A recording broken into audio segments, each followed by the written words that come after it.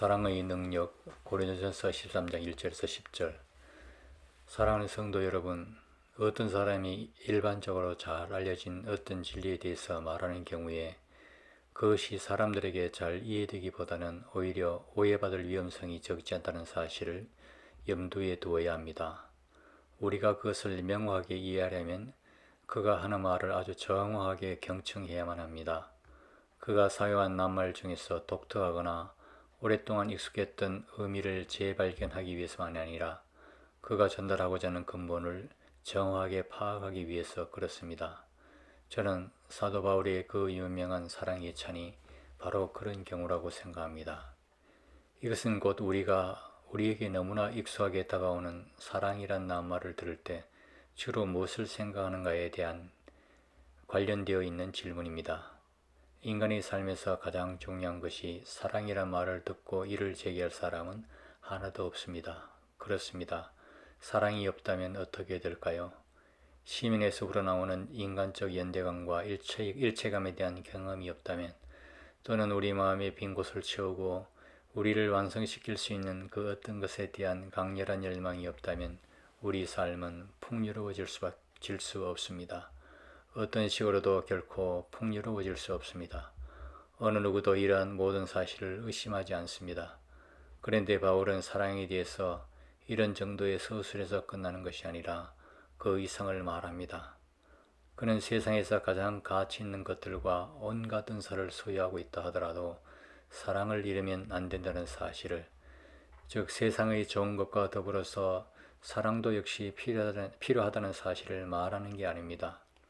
바울은 그 이상의 것을 말합니다. 사랑이 없으면 그 이외의 모든 것은 아무것도 아니라고 말입니다. 아무것도 아니란 이 말은 약간 과장된 표현이 아닐까요? 문학적 수사가 아닐까요? 모든 것이 아무것도 아니라면 삶을 풍요롭게 만드는 다른 여러 가지 가치 있는 일들은 도대체 어떤 의미가 있다는 말입니까? 육체의 건강과 외모의 아름다움, 지성적인 능력과 예술적인 재능, 손재주나 감각적인 기능, 순수한 마음이나 단호한 결단력 같은 것들은 어떤 의미가 있다는 말입니까?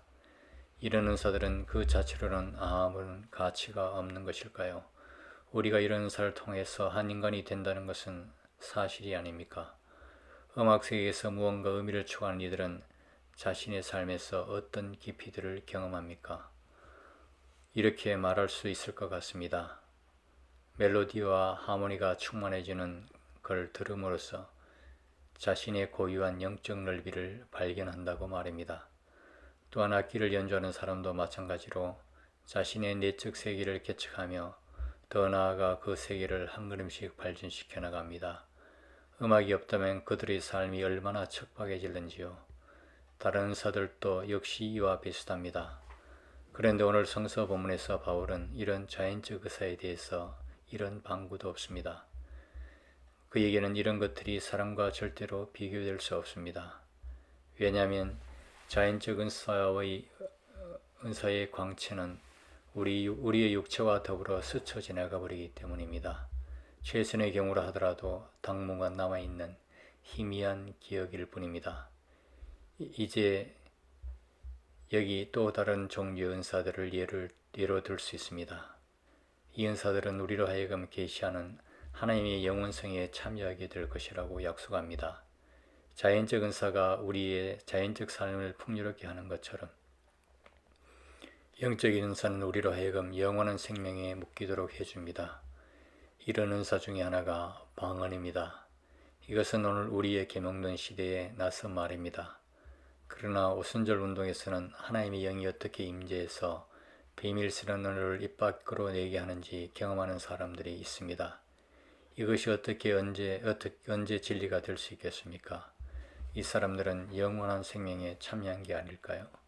이들의 방언에는 하나님을 알고자 하는 열광과 모라의 경험이 수반됩니다.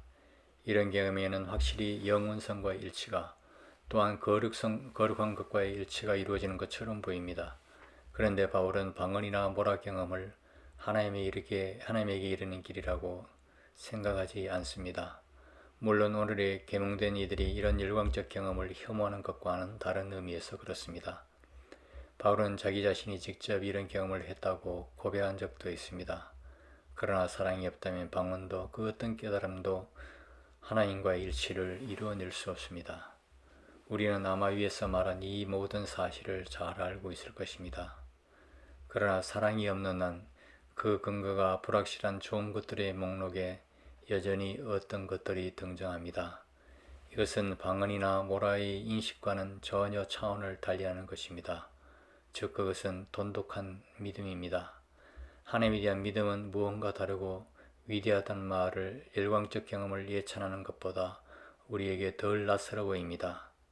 분명히 기독교인의 삶은 신앙적으로 자라야 합니다. 하나님을 의지하고 의심하지 않으며 굳게 믿는다는 것은 결정적인 요소입니다. 그런데 바울은 이런 사실에 대해서도 아니오라고 말합니다. 사랑이 없으면 믿음은 아무것도 아니라고 말합니다. 그렇다고 해서 선한 행위를 통해서 믿음이 보완되어야 한다는 주장이 아닙니다. 그가 종교개혁자들을 반대하고 로마 가톨릭 교회의 편을 드는 의미로 이런 말을 하는 게 아닙니다.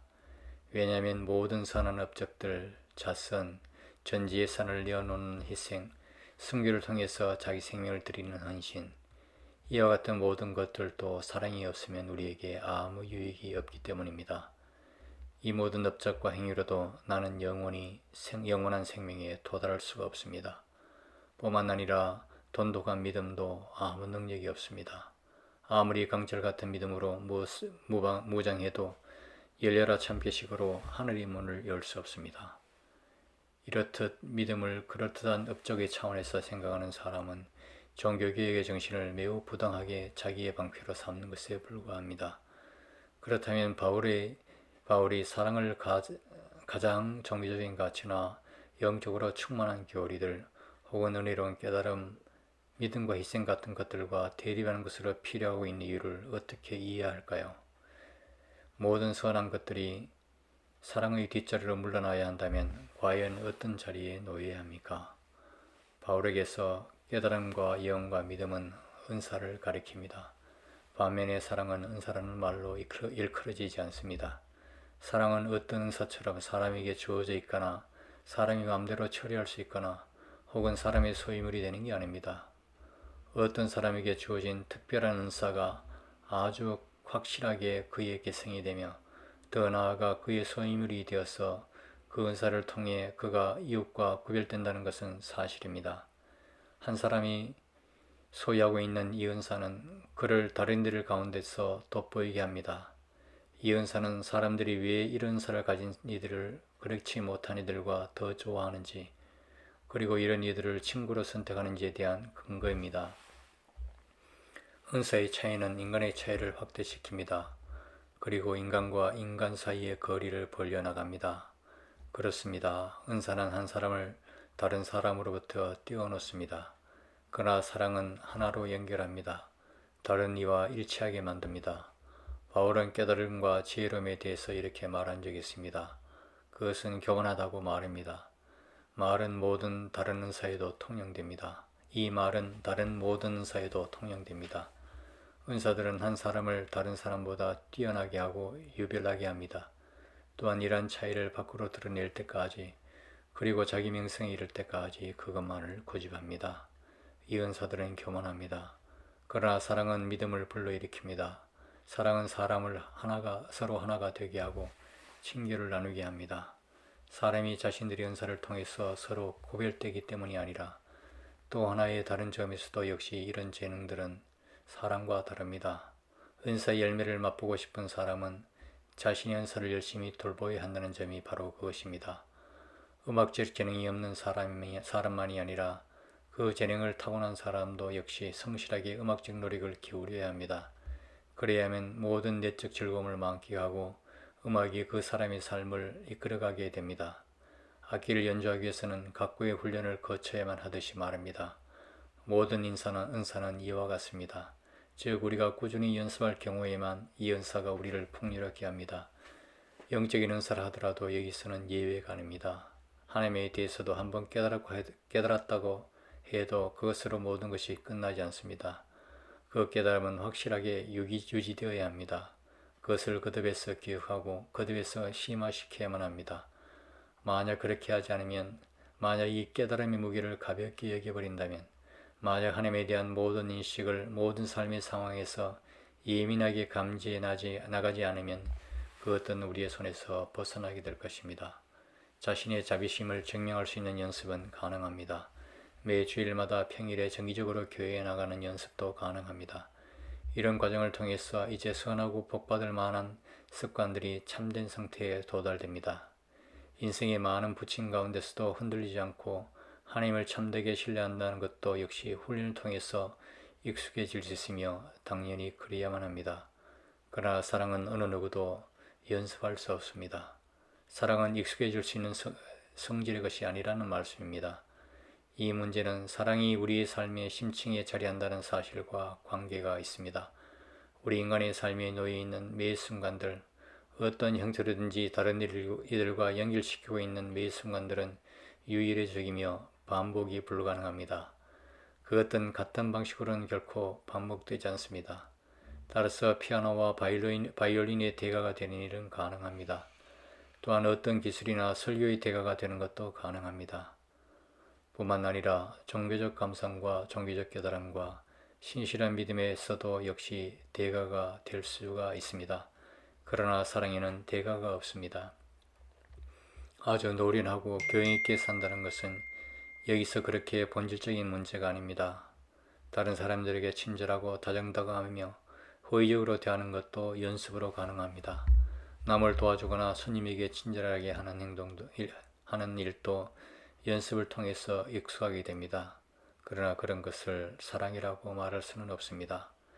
이런 습관은 결코 어느 한계를 넘어서 행해지는 일이 없습니다. 사랑이 없으면 이런 일에는 결정적인 요소들이 부족하게 됩니다. 다른 사람을 향해 완전히 방향을 바꾸는 일이 말입니다. 친절과 동정심은 가면으로 작용할 수 있습니다. 우리가 그 속에 숨어서 우리의 선한 양심을 유지한 채 우리 자신은 내어주지 않는 그런 가면 말입니다. 이런 이중성 앞에서 우리의 헌신은 온전할 수가 없습니다. 재산을 통한 헌신이나 자신의 삶을 통한 헌신도 역시 그렇습니다. 바로 여기에 바울의 생각이 아주 예민하게 작동합니다. 자칫 헌신과 사랑이 하나인 것처럼, 동일한 것처럼 보이지만 사실은 전혀 그렇지 않다는 점에서 말입니다. 어느 누구도 자기 자신보다 친구를 더 사랑할 수 없다는 말처럼 우리는 남에게 헌신할 수는 있지만 우리의 능력으로 사랑할 수는 없습니다. 로마 가톨릭 교회의 주장에 따르면 사랑은 헌신의 덕, 즉 자선에서부터 시작해서 자기 삶을 희생하는 데까지 이르게 하는 헌신이라고 합니다만 그러나 바울은 사랑을 헌신과는 전혀 다른 것이라고 말합니다. 그렇다면 사랑은 과연 무엇일까요? 사랑이 그렇게 도달하기 어려운 것이라면 우리의 마지막 전신 전력을 통해서도 우리 삶의 전적인 희생을 통해서도 사랑을 성취할 수 없다면 사랑은 과연 우리의 삶에서 어떻게 실제적으로 나타날 수 있겠습니까? 바울은 이 점을 말하고 있습니다. 사랑은 인간의 모든 가능성과 능력을 뛰어넘습니다. 우리는 우리의 은사들을 조정하고 훈련시킬 수 있습니다. 그러나 우리 스스로 사랑을 이루어내고 공고히 만들려는 모든 노력은 쓸데없는 일입니다. 그것을 이루어보려고 시도해본 사람은 이 사실을 잘 알 수 있을 겁니다. 어느 누구도 사랑을 소유할 수 없습니다. 오히려 사랑이 우리를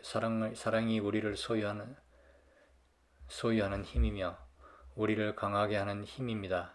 여기서 사랑은 은사와 구별됩니다. 은사는 우리가 재능을 펼칠 수 있도록 주어져 있습니다.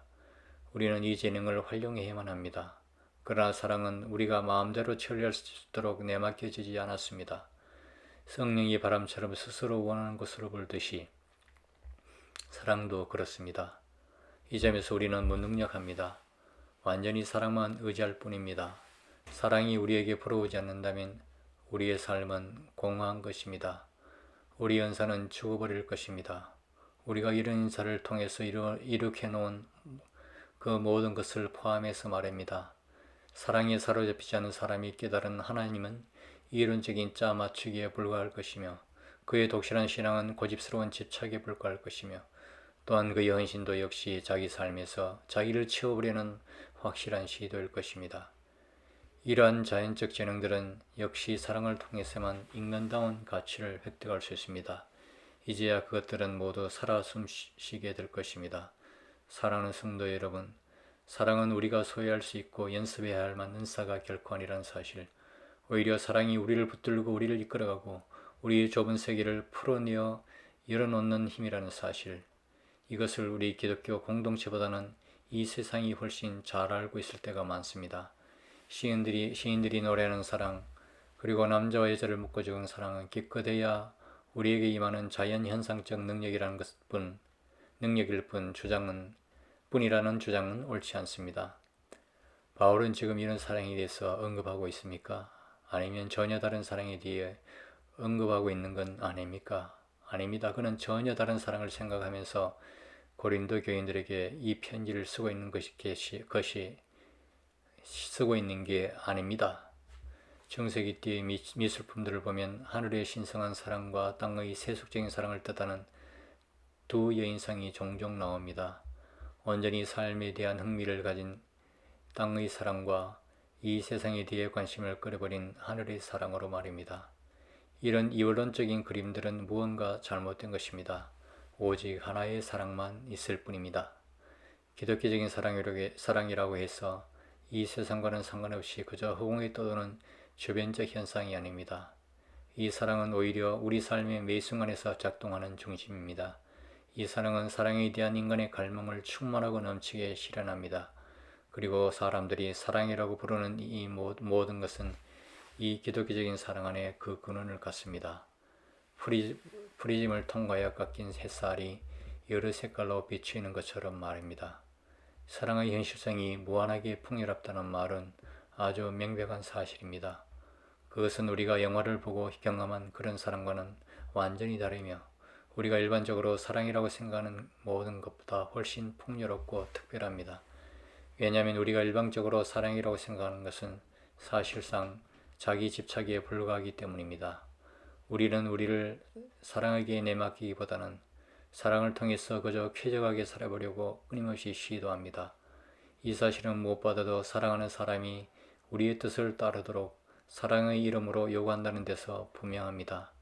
이처럼 하나님의 사랑은 우리의 손에서 갈망으로, 즉 좋은 것들을 소유하는 갈망으로 변질됩니다. 갈망으로 변질된 이런 사랑은 항상 이의적입니다. 이런 사랑은 우리를 사랑하는 사람과 실제적으로 연결시켜주는 게 아니라 오히려 우리에게 내재한 갈망의 환영과 연결시킵니다. 더 나아가서 이 갈망의 환영 뒤에 숨어서 우리가 사랑한다고 생각하는 그 상대방을 실제로는 전혀 인정하지 않습니다. 우리의 갈망은 자기 자신을 추구해 갑니다. 상대방에게서 자기를 성취해내려고 합니다. 바로 이런 방식으로 우리는 사랑으로부터 어긋나 있습니다. 사랑은 자기 자신을 추구하지 않고 자기를 모색해 나가지 않습니다. 왜냐하면 사랑은 결코 은사를 필요로 하지 않기 때문입니다. 사랑은 길일 뿐만 아니라 목표이기도 합니다. 그런데 우리는 우리를 영원한 것에 맡기지도 않고 사랑 자체에도 맡기지 않습니다. 우리가 사랑으로 만족하지 않는다는 말입니다. 오히려 우리는 결국 지나고 버리고 말 은사에 머물러 있습니다. 왜 우리는 여기서 이렇게도 쉽게 만족해버리는 걸까요? 만약 사랑이 선물처럼 마구 뿌려지는 것이라면 우리는 그 사랑으로 방자한 마음을 먹게 될 것입니다. 우리는 사랑하는 사람을 우리가 틀림없이 차지한다고 믿는 경우에만 그를 훼손하지 않습니다. 반면에 그리운 사람이 떠나는 경우나 우리가 원하는 갈망의 환영이 실제로 성취되지 않는 경우에 우리는 초조해집니다. 우리의 갈망에서 질투가 발생하기 때문입니다. 그리고 우리는 아무 근거도 없이 도처에서 악의와 시기를 받는다고 생각하기 때문입니다. 그렇습니다. 우리는 이런 자기 파괴적인 상태에 머물러 있으면서 우리를 사로잡고자 하는 사랑으로부터 벗어나려고 합니다. 우리의 갈망에서 빚어진 환영이 우리를 속이는 것과는 전혀 다른 방식으로 우리를 찾아오는 그 사랑으로부터 벗어나 버리고 맙니다. 이것은 우리가 사랑을 자기 집착에 묶어둔다는 것을 의미합니다. 따라서 우리가 일방적으로 사랑이라고 생각하는 모든 것은 충분하게 넘쳐나는 사랑의 현실성 뒤로 무한정 숨어버리고 맙니다. 여기서 말하는 이 사랑의 현실성은 오늘 본문에서 바울이 언급하고 있는 바로 그것입니다. 우리가 그렇게 집요하게 자신에게 집착하는데도 불구하고 항상 거듭해서 사랑이 우리에게 발생한다는 건 얼마나 신기한지요. 놀랍게도 하나님은 우리가 자기 집착에 떨어지고 그래서 아무것도 아닌 것에 나가 떨어지지 않도록 항상 거듭해서 사랑의 능력으로 우리를 지켜주십니다. 조금 더 분명하게 생각해 봅시다. 우리와 함께하는 이런 사랑은 어디서 실제로 구체적인 모습을 이룹니까? 바울은 이렇게 노래하고 있습니다. 사랑은 오래 참습니다. 사랑은 친절합니다. 사랑은 자랑하지 아니합니다. 사랑은 교만하지 아니합니다. 사랑은 무리하지 않습니다. 사랑은 사욕을 품지 않습니다. 사랑은 성을 내지 않습니다. 사랑은 불의를 보고 기뻐하지 아니하고 진리를 보고 기뻐합니다. 사랑은 모든 것을 덮어주고 모든 것을 믿고 모든 것을 바라고 모든 것을 견디어냅니다. 고린도전서 13장 4절에서 7절. 이 사랑은 우리에게 구체적인 모습으로 다가왔습니다. 사도 바울의 이 노래는 예수 그리스도 안에서 사랑을 행하신 하나님에 대한 예찬처럼 들리지 않습니까? 하나님의 아들은 우리를 위하여 죄인으로 죽는 길을 가도록 보냄을 받았습니다. 이는 곧 예수 그리스도를 통해서 사랑이 이 세상에서 그 모습을 획득했다는 말입니다. 여기서부터 이제 궁극적인 사실이 언급됩니다. 사랑의 현실성은 예수 그리스도가 아닌 그 어떤 다른 형태로 이루어질 수 없습니다. 이 사실은 사랑이 모든 은사와 대립에 있다는 것을 밝혀줍니다. 사랑, 이것은 두말할 것 없이 하나님 자신입니다. 우리가 자신에게 집착하는데도 불구하고 사랑이 이러한 방법으로 우리 삶에서 항상 활동하고 있다는 바로 이 사실에서 은혜로운 하나님의 현재가 불순종하는 이 세상 가운데 증명됩니다. 하나님의 현재는 우리의 생명과 모든 인간의 생명을 견인해 나가는 사랑입니다. 사랑은 우리의 행위가 아닙니다. 우리의 특성도 아니고 우리의 감정도 아닙니다. 사랑은 물론 자연의 힘이 아닙니다. 사랑은 결코 세상을 구성하는 한 요소로서 세상에 속하지 않습니다. 특별한 방식으로 우리에게 보여되는 은사들은 우리에게 속해 있습니다. 그것들은 우리가 감당해야 할 과제로서 우리 손에 넘겨졌습니다. 그러나 사랑은 하나님 자신입니다. 따라서 사랑은 우리가 처리할 수 있는 대상이 아닙니다. 우리의 은사는 우리가 키워나갈 수 있습니다. 그러나 그 은사를 통해서 생명을 얻지는 못합니다. 하나님에 대한 깨달음과 그 신뢰도 역시 우리의 깨달음과 우리의 신뢰에 불과하며 그것 자체만으로 무기력합니다. 그러나 우리를 창조한 사랑은 우리와 우리의 모든 은사를 철저하게 영적으로 만들며 우리를 살아있게 만듭니다. 사랑만이 완전하며 영원합니다. 왜냐하면 사랑은 모든 은사와 달리 영원한 하나님 자신이기 때문입니다. 따라서 사랑이 없다면 아무리 귀한 은사라 하더라도 의미가 없습니다. 왜냐하면 사랑만이 하나님의 생명에 참여하도록 하기 때문입니다. 하나님 자신이 사랑이기 때문에 사랑은 하나님이 우리의 자기 집착을 극복해 주시는 그 길에서 우리에게 오십니다. 사랑이 자기 집착에 사로잡히지 않는 것은 이 세상에서 오직 한 군데뿐입니다. 바로 예수 그리스도의 십자가입니다. 그리스도와 함께 죽는 사람만이, 지난 삶을 벗어버리는 사람만이 하나님의 사랑을 자신의 가슴에 충만하게 공부하시는 성령을 받습니다. 왜냐하면 예수 그리스도 안에서만 사랑이 구체적인 모습을 획득했기 때문입니다. 이 사실을 믿는 사람, 또한 예수 그리스도를 희망하는 사람은 사랑을 통해서 그리고 사랑 안에서 영원히 살 것입니다. 1950년 12월 12일 하이드베르그 대학 예배.